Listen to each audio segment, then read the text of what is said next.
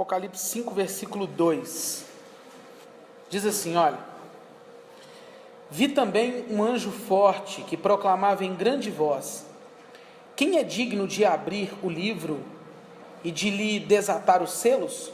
Ora, nem no céu, nem sobre a terra, nem debaixo da terra, ninguém podia abrir o livro, nem mesmo olhar para ele.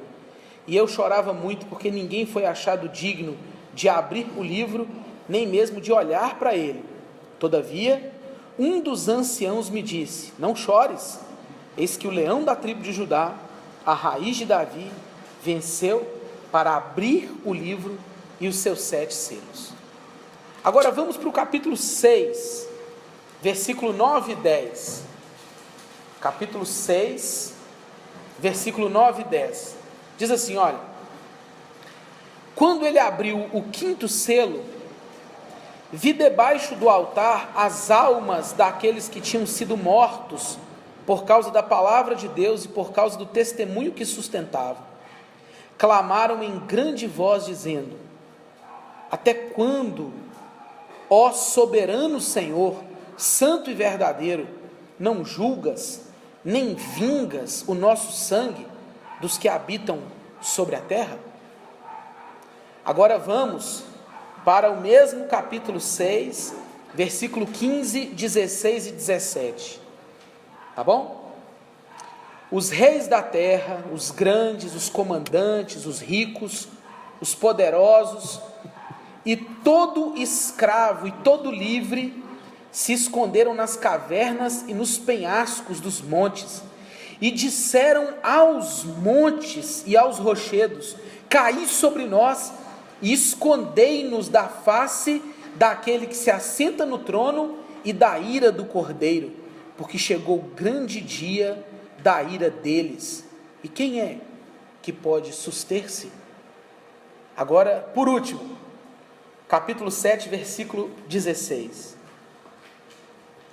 Jamais terão fome, nunca mais terão sede, não cairá sobre eles o sol, nem ardor algum, pois o Cordeiro que se encontra no meio do trono os apacentará e os guiará para as fontes da água da vida, e Deus lhes enxugará dos olhos toda lágrima. Amigos, eu fiz uma viagem há exatos 2 anos aos Estados Unidos. Exatos 2 anos. Exatos mesmo. Porque o nosso retorno de lá estava marcado para o dia 11 de setembro de 2014. Uma ótima data para viajar, né? Quem tem medo de avião. 11 de setembro de 2014. Imagine como estavam os aeroportos lá nos Estados Unidos. E a imagem de uma enorme coroa de flores, enorme, muito grande, no aeroporto, e de flores azuis, vermelhas e brancas, uma alusão às cores da bandeira dos Estados Unidos, e os nomes de todas as vítimas, dentro e ao redor dessa coroa, carregava a frase, essa coroa carregava a frase: nós nunca nos esqueceremos disto. Nós estamos falando dos atentados de 2001, contra as Torres Gêmeas, o Pentágono e vários outros pontos nos Estados Unidos, e de toda aquela atrocidade cometida contra a cidade de Nova York, de Washington e outros lugares também, que a gente ficou sabendo.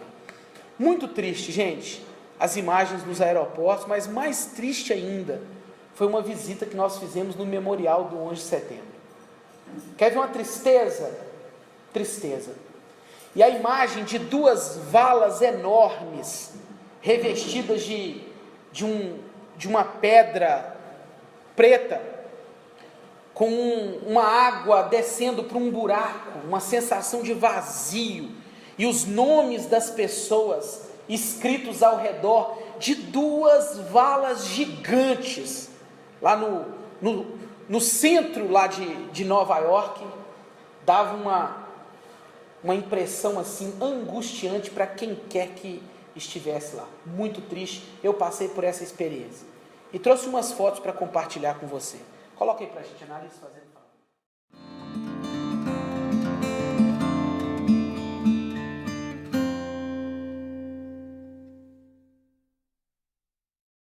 Tragédia que não é uma marca apenas do povo norte-americano. O mundo inteiro é vítima hoje de bombas, de desastres, tragédias e coisas que nós não conseguimos nem enumerar. E a pergunta que nos vem nessas horas é a seguinte: se Deus é bom, por que permite essas coisas? Se Deus é bom, por que coisas ruins acontecem? E esse é um dilema que a gente tem que administrar. Nós precisamos lidar com ele de maneira inconveniente. Parece uma pedra no sapato de todo cristão, que tenta o tempo inteiro provar a existência de Deus através de uma justiça fundamentada na nossa finitude. Porque como nós podemos pensar em justiça num campo amplo ou macroscópico, se a gente não dá conta nem da nossa vida tão micro diante de tudo que existe? E essa maldade, ou mal, ou essas tragédias, esses problemas que nós temos que digerir no nosso dia a dia, também, esse mal também fazia parte dos tempos de João. E talvez em proporções que nós não conseguimos imaginar. Nós estamos falando de guerra, gente. Estamos falando de um conflito terrível, de um campo de guerra. E não há campo de guerra se não entendermos que um combate faz parte de toda a narrativa da história. A impressão que a gente tem é que a narrativa da história, ela está fundida, misturada com a ideia do mal.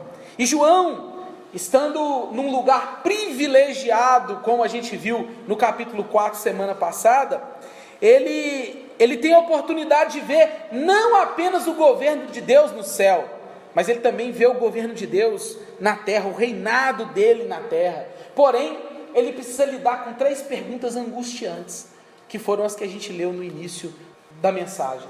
A primeira pergunta é quando ele tem a visão de alguém sentado no trono, com um livro escrito por dentro e por fora, e ele olha e fala assim: quem é digno de abrir o livro e desatar os selos? Um anjo pergunta. E o que João faz? Lembra do texto?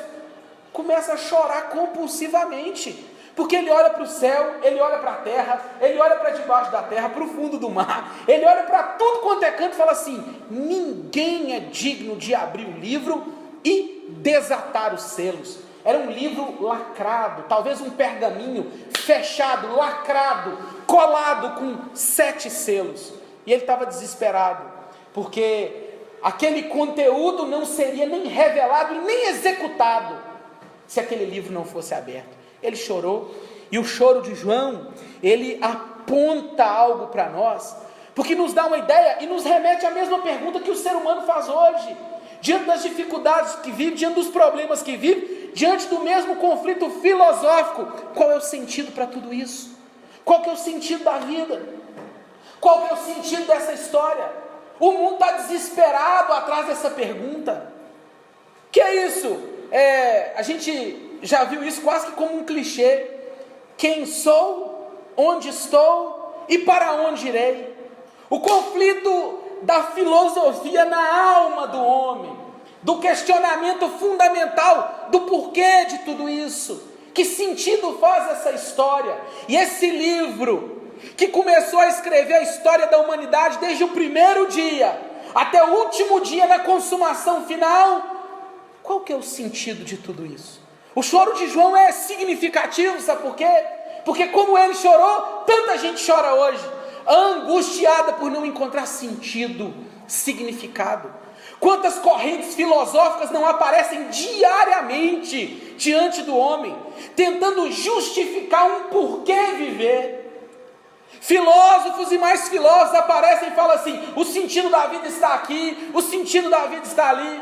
Uma amiga me mandou um vídeo, e o cara defendendo que o sentido da vida estava nos relacionamentos, em um bom convívio com as pessoas. O mundo anda à procura de respostas, e não são poucas as pessoas que estão chorando desesperadas, se perguntando qual é o sentido disso tudo. O choro de João é o mesmo choro do mundo moderno, é o meu choro, o seu choro, quando nos deparamos com as tragédias e falamos assim: por que, meu Deus? Por quê? Quando nós nos deparamos com um vazio tremendo, diante daquelas coisas que nós considerávamos significativas e que davam sentido para as nossas vidas. É a pessoa que olhava para o emprego e falava assim: isso dá sentido para a minha vida. Alguém que olhava para um relacionamento e falava: isso dá sentido para a minha história. Alguém que olhava para os recursos, para os filhos, para o cônjuge, para seja lá o que for, isso dá sentido. Para a igreja, isso dá sentido para a minha vida. Só que num piscar de olhos, a gente para e fala: não me preencheu, não trouxe significado, alguma coisa está errada. Aí a gente chora, porque a história, ela parece não revelada para nós. O sentido das coisas, parece que nós nunca vamos alcançá-lo, porque afinal de contas, para muitas pessoas, esse livro está fechado. Como que a gente vai administrar a dor? Como que a gente vai administrar essa ideia de que há um trono no céu, mas o homem vive em franco sofrimento diariamente? Como lidar com o dilema do mal? E quem pode suportar essa dificuldade? Está aí um dilema que o mundo carrega. Quando a gente vê as imagens, como essa imagem que eu acabei de mostrar, imagens de crianças morrendo nas praias, refugiadas atrás de uma vida melhor. Que imagem dura aquela daquela criança síria na praia. Por que pessoas boas morrem? Por que cristãos que defendem a fé estão morrendo aí diante de tanta perseguição, tanta tragédia acontecendo? Eles dizem assim: até quando, ó, o quê? Soberano Senhor, não vingas o sangue que, não julgas e nem vingas o sangue que está sendo derramado. Assim viviam os cristãos do primeiro século, olhando para a fome, para as tragédias, olhando para o martírio, os apóstolos sendo degolados, crucificados de cabeça para baixo, cristãos sendo saqueados. Hebreus fala que eles permitiam de forma voluntária o espólio dos bens. Era como se eles falassem assim: vai levar? Pode levar, a minha vida é na eternidade mesmo, eu não tenho nada aqui. Submetidos aos sofrimentos, às dificuldades e à pergunta constante das filosofias. Eram os gregos filósofos falando assim: cadê o sentido da vida de vocês? Um sofrimento, a confusão dessa toda. Que tipo de esperança vocês têm para a vida? Que tipo de sentido e significado histórico a fé nesse Cristo traz para vocês? E as angústias de João, da igreja, no passado, são as nossas mesmas angústias. Nós vivemos questionando o início e o fim de todas as coisas. Choramos na hora de pensar o rumo que o mundo tomou, pela incapacidade de qualquer criatura de dar sentido à sua própria história. Essa é a verdade. As criaturas, o ser humano, ele não consegue dar sentido à própria história. E vive dizendo que o sentido da vida está em algo além dele, fora dele. Até as pessoas que dizem assim: o sentido da vida está dentro de você, mas você tem que encontrá-lo. E no meio de todas essas filosofias, essas perguntas filosóficas, aparecem aí uns cavalos que não são nem tão filosóficos assim. Se você ler quando chegar em casa o capítulo 6, vai perceber que quando o cordeiro começa a abrir os selos desse livro, alguns cavalos começam a cavalgar, rasgando os céus. E por que os cavalos? Nos tempos antigos você sabe que o jumento servia para o transporte, o boi servia para o serviço, e os cavalos serviam para quê? Para a guerra, para a batalha.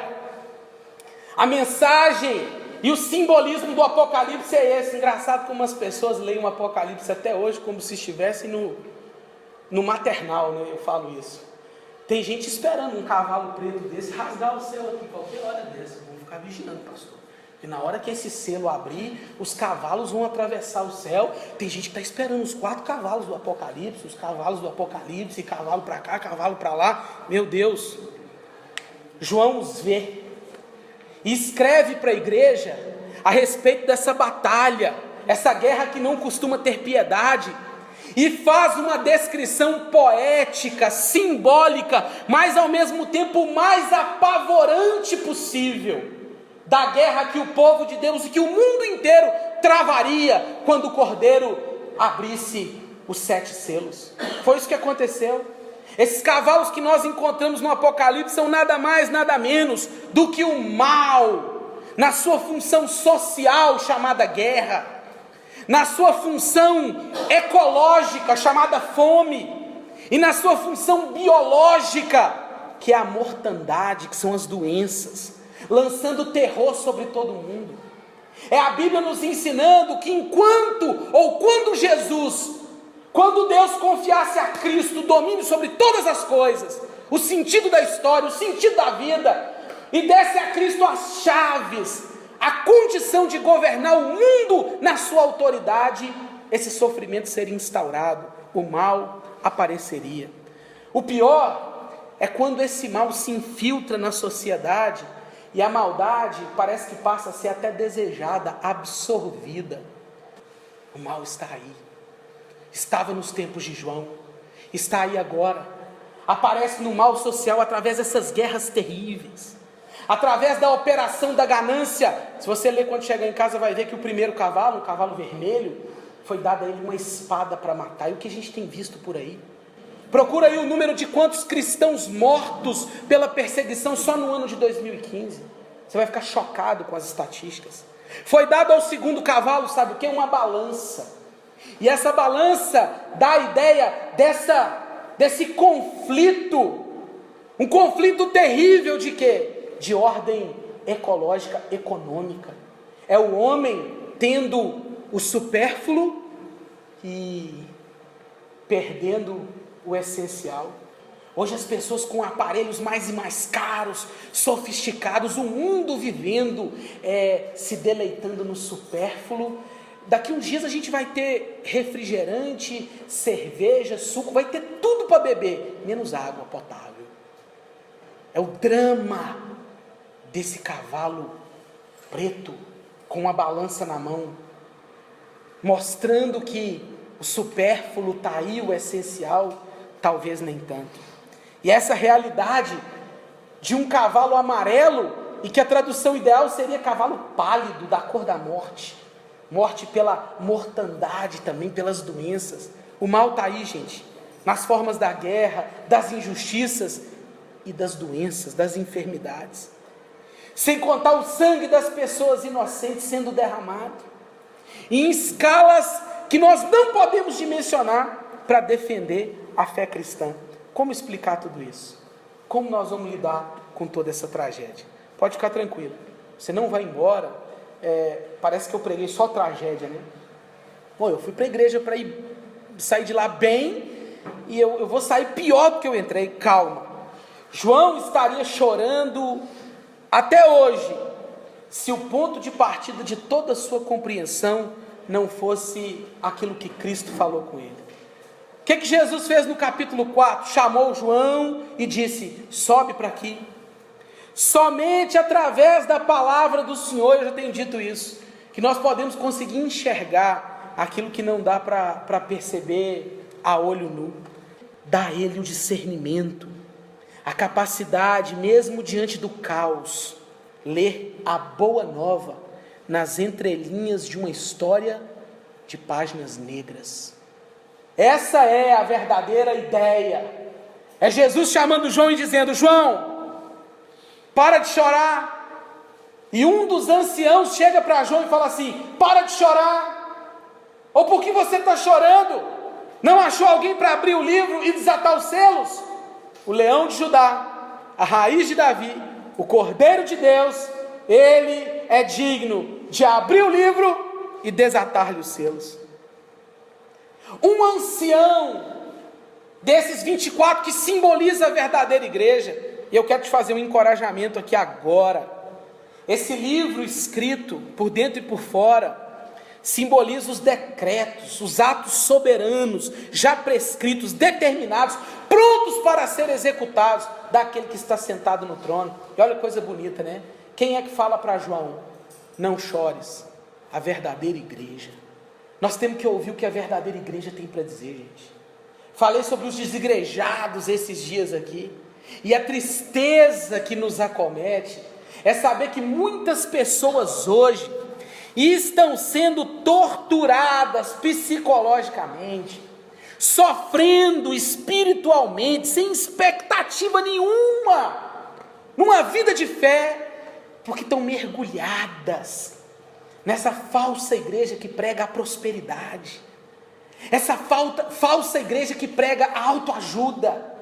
A verdadeira igreja, sabe o que ela faz?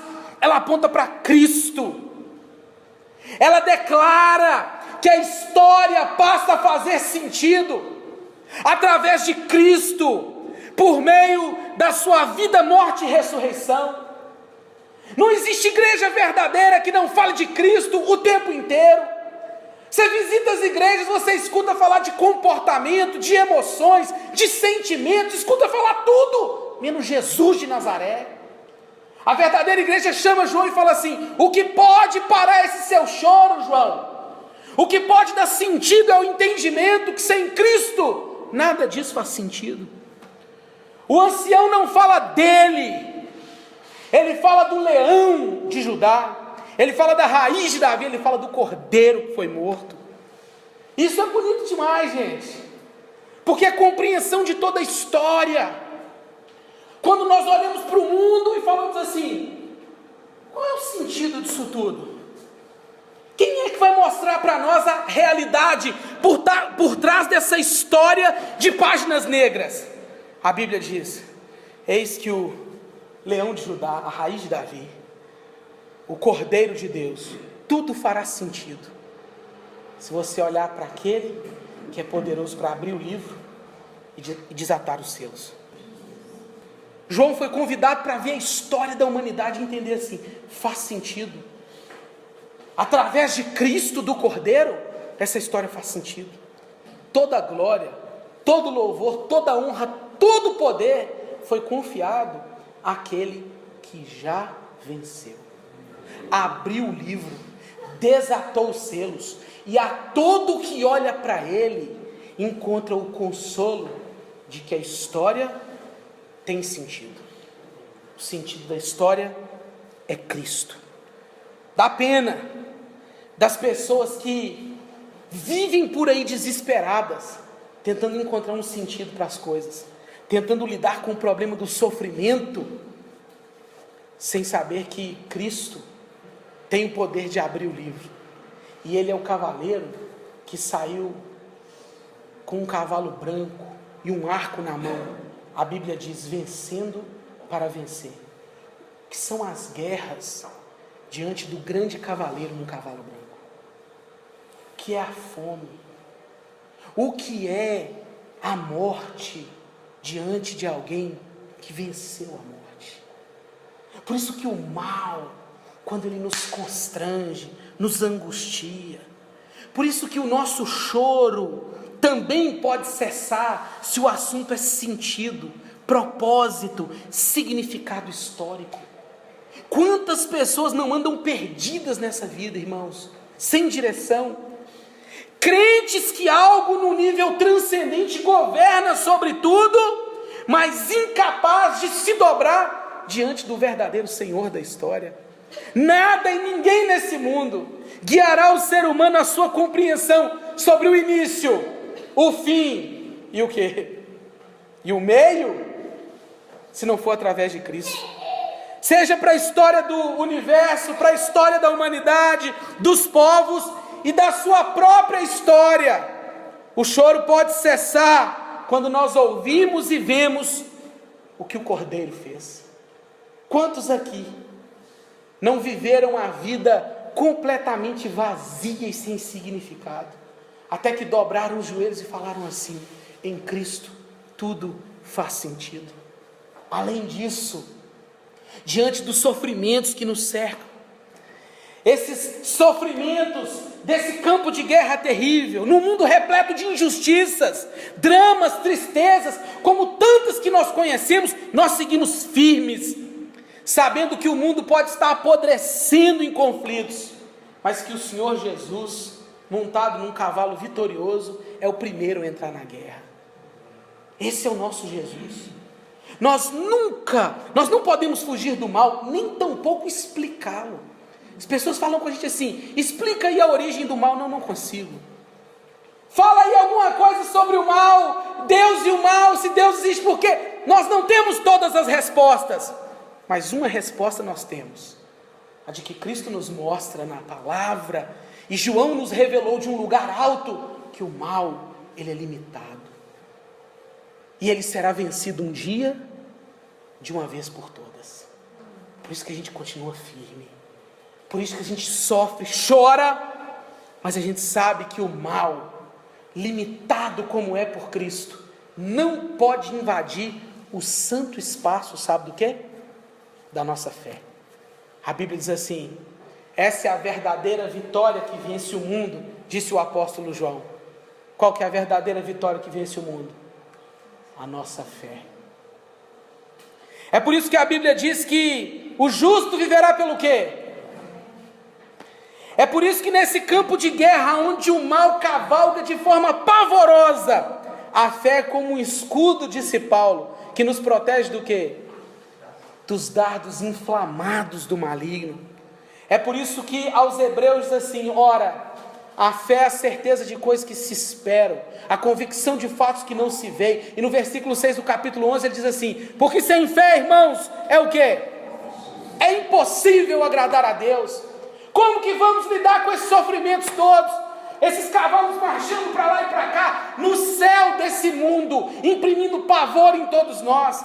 As pessoas perguntando assim: qual que é o sentido de tudo isso? Quem pode abrir esse livro e mostrar para a gente? E quando a gente olha para o mundo, nos apavorando e dizendo: vamos matar cristãos. A pergunta é: a nossa fé graça de forma vitoriosa nos mantém firmados numa posição de combate, daqueles que, de acordo com a palavra, não são dos que retrocedem para a perdição, são os da fé para a conservação da alma. O Salmo 125 diz: os que esperam no Senhor são como o monte Sião, não se abala.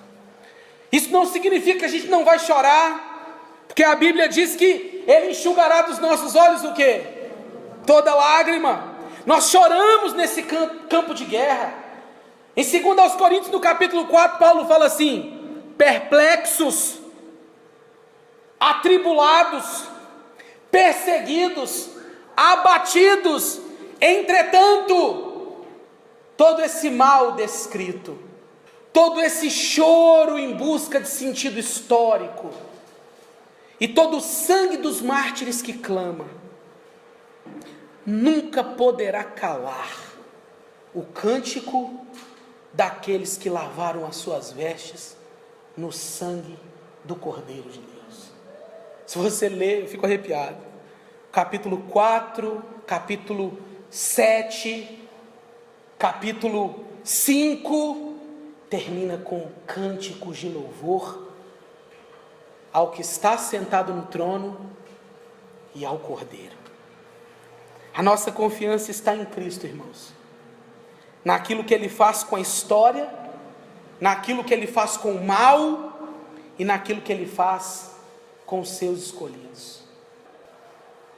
Se nós precisamos de lidar com todos esses males, se nós precisamos de lidar com essas perguntas sobre sentido histórico, se precisamos lidar com a dúvida do que acontece, aonde Deus está quando os seus filhos são machucados, a certeza que temos é olhar para Cristo, nos dará paz, por aquilo que Ele faz com a história, por aquilo que Ele faz com o mal, e por aquilo que Ele faz com os seus servos. Encerro a minha fala, te lembrando, e vai embora hoje sabendo disso, nesse campo de guerra, irmãos, a história encontra sentido em Cristo Jesus. A da humanidade é a sua história. Eu sei, eu vivi isso, sabe? Eu olhava para a minha vida, não conseguia encontrar, eu buscava. E eu sei aonde a minha vida, em quais angústias a minha vida estava fundamentada. Até que um dia eu olhei para Cristo e Ele deu sentido para a minha história. Eu olhei, eu chorava e falava assim: quem é que pode me mostrar isso? E a verdadeira igreja falou para mim assim: Cristo. Olha para Ele, Ele vai dar sentido para a sua vida. O mal ele está limitado por Cristo. Limitado. E a igreja está protegida por Cristo. Vamos seguir com fé. Irmãos, para aqueles que não foram selados, está lá o desespero por causa da ira do Cordeiro. Mas para os santos em guerra, chegará o dia em que o mal será consumido pela sua própria finitude, e o bem, com a bandeira do enxugará dos seus olhos toda lágrima, nos abraçará eternamente. Vale a pena seguir com fé, porque a vitória que vence o mundo em guerra, um mundo mau, um mundo hostil, a vitória que vence o mundo em busca de sentido, é a nossa fé em Cristo, Cordeiro de Deus. Vamos orar?